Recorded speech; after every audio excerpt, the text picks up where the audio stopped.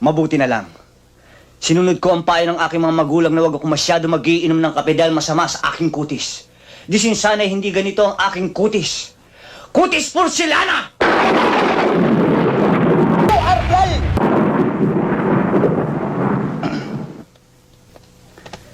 At sa katawan, pag ito ang nakita ni Don Solueta, tiyak mamamatay! Si Richard Gomez sa inggit!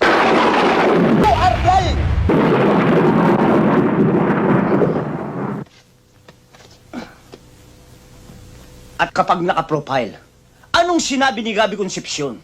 Kaya please lang, huwag kang masyado magdidikit sa babae at baka mapikot ka. Dahil sa totoo lang, ikaw ang pinakamagandang lalaki sa balat ng lupa. Hayop ka talaga! Ang ganda mong lalaki!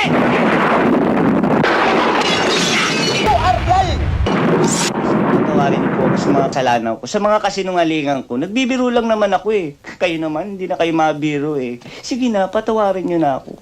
Please.